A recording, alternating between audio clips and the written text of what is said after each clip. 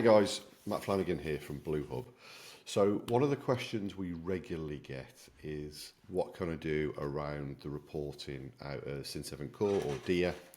The reporting's fit for purpose to a starter level, but we do find people really want to customize their reports, get a lot more of a dashboard view, be in control of the output of those reports, and there is some customization within the Cin7 Core reporting area, but there's not loads.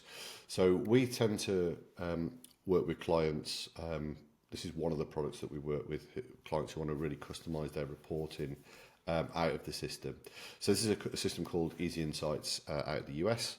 Been working with it for a couple of years now, and this is just a few minutes overview of what you can bring in. So how this works is it's a separate system to Cin7 Core, and essentially it goes in each night or as frequently as you want, and we'll go and do a pull of the data.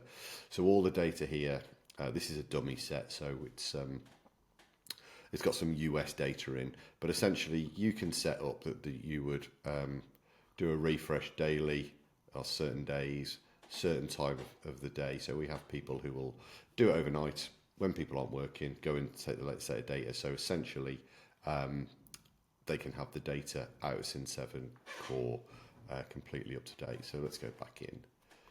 So there's a whole host of areas, but I'll start with the dashboard, and I'll try and keep this brief, but here's the dashboard it starts to bring. So this data is now localized from Cin7 Core, so we're not updating Cin7 Core at this point. This is purely just to read the data.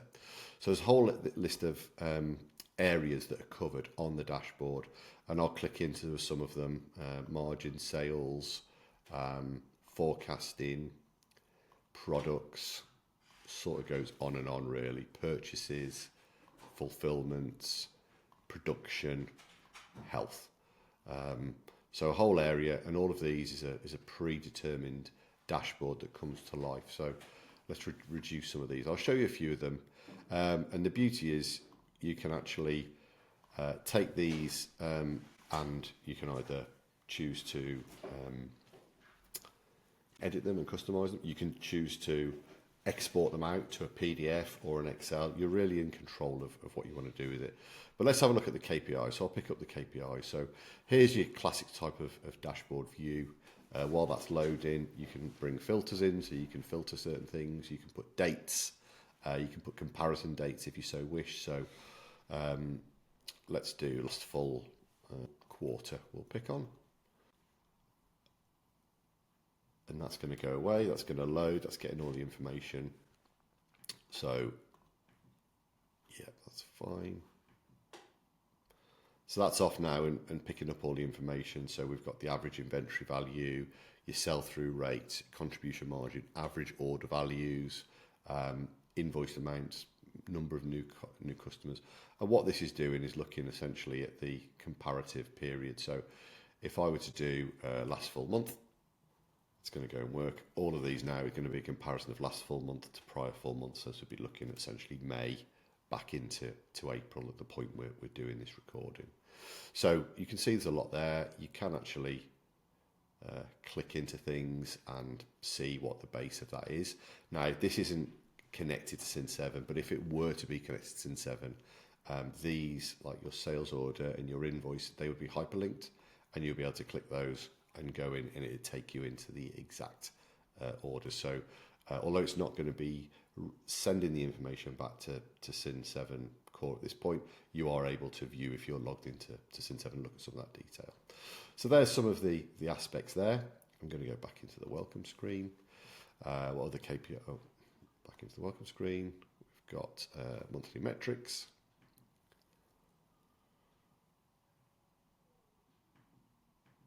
So there's a lot of data in this system, so it takes some time to pull the information together.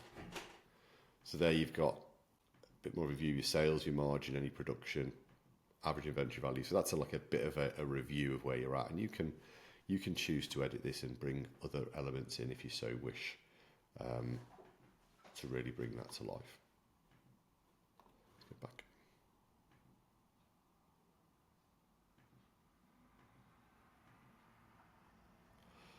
So let's have a look at some sales, commission statements. So let's have a look at sales trends first, and we'll come back into commission statements. So you can see again your periods. So last full month we've got that on, so that's good. And then you can see your current period sales, what's been selling. So this is a sort of gym equipment setup that you would see, and you can say that the period. So you can see the sales revenue predictions there. We've got commission statement, which I know comes up quite a lot. People want to see what people's commission statements are. So that's got last 365 days, but let's go last full month. Save that. So I can now see the total amounts and who that's against, but also I can now go and take the Amy, for example. So now I can see Amy, and again we've got the order number, the invoice number, and they can all go out and be reviewed in Cin7. So there you've got your invoice, your COGS, shipping costs, commission payable, etc. So you can start to see that view there. Okay, let's go back into welcome. So many, I think there's over 70 reports in here. So if we do forecasting across locations, again, you can start to see the SKUs, the quantities, what's on hand, what's available, what the daily demand run rate is. You can start to see how many days of stock you've got, the date out of stock that is currently going to be, that we're going to be tracking. So you can see we'd already be out on some of these, and what the reorder point as well. So again, a shorter, sharper view at looking across the forecasting. And let's have a look at the projected stock levels by month or by week, depending on how quickly you move through. But let's have a look at projected stock levels by month. Different forecasting classes you can have, but we can include them all. So you can start to see essentially the volumes we are considering per given month, and then it's in the red is where we need to start to think about ordering. So quite handy there to visual on that type of thing. And then forecast by supplier location we can also bring in, so we can start to see the location, how many days of stock we have or haven't got. Okay, let's have a quick look. We can have a stock level as date. So let's have a look of total quantity by product. So if you want a quick review, you can see what's there, and we can also have stock level as date across locations, and we can have stock level as a date. There you go. So you can see your movements, and you can again filter, or you could put dates of movements into there as well. Aged inventory. So you can see what we've got. Let's have a look here. So in the plate we've got 1314. Exactly, again the detail. So you'll be able to go, and if this were linked to Cin7 core, we could bring that data in. Customers can do a whole host of things really here, but so the last time that any of these clients purchased, so you could have a look at that. Let's have a look at the customer overview. Some of these KPIs we'd need to be checking the calculations of them, but just to show that sort of dashboard view with some detail underneath. So you can have the customer, you've got a history there of what they've been ordering, etc. Okay, purchasing trends.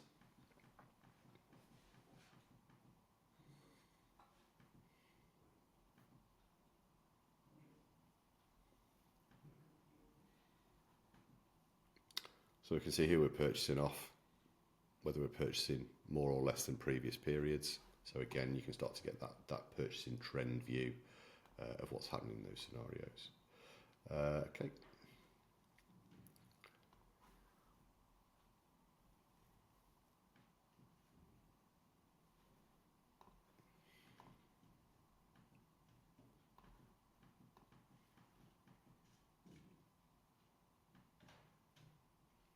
So we can also see the average landed costs on some of these products as well, which is good. So you can see how much it's actually costing you to bring this on average, so you can keep an eye from a high level as well as going down to detail on your landed costs. Fulfillment, let's have a look at fulfillment. So you've got your trackers, what's waiting on pick, and then where we are in terms of that listing of what's got to be shipped by and what's outstanding there. You've also got the calendar view. So if I go to month to date, start to see the date of the sales orders, the purchase orders, the stock transfers, production orders that we've got in there. If I go back there, you can start to see there. Obviously, when the data is up to date and linked to a real-time system, this calendar becomes a really good view. You can have multiple different calendar views for things. And then fulfillment performance, just some,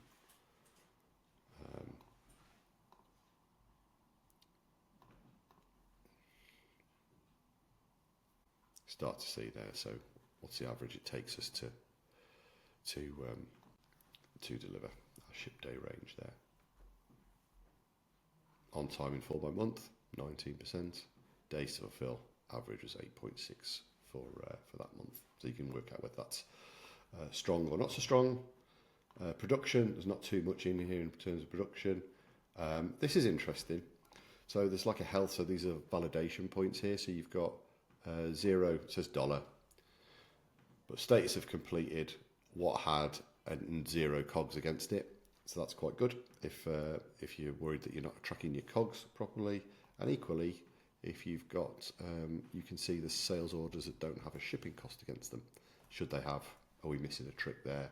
Obviously, we're not getting our true costs if we're not tracking those things. So that's the overview of the system. Now, behind this as well, if we go back to the data source, there are so many individual reports, and you can build and move them as much as you like, really. So even things like supplier scorecards, which have been built. So you're starting to see, if you had the detail, like what the supplier performance is essentially at that point. Yeah, so you can also create reports. So I'll create something on, let's do sale. So you can see here as I'm going through this, I can go and pick up sales order number. That's going to pull the detail in. I'm going to pull the, let's pull the order date in. Invoice order date, I can see that. I can pull in the invoice number.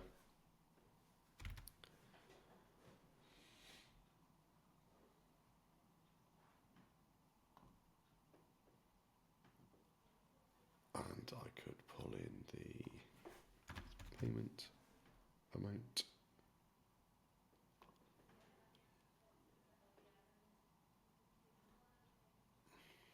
And I could pull in the customer name.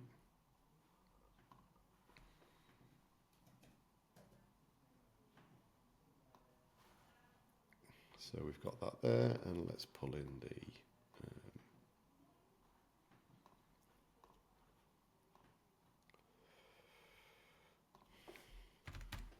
SKU.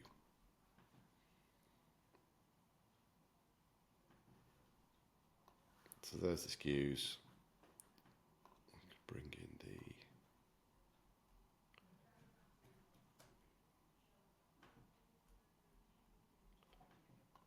product name as well. And there, very quickly, I've got the name, the order, customer name, order name, SKU ID, the order date, the invoice number, the payment amount, and I can create a filter, which could be, let's have a look, order date, and I can just have it rolling like that. So I can now say, let's have a look at the, and now it starts to pull the information in. And again, that's all pulling from the most recent update that we've had from Cin7 Core. So essentially, that's how it runs now. In terms of connecting the system, I'll just go back, save, discard that.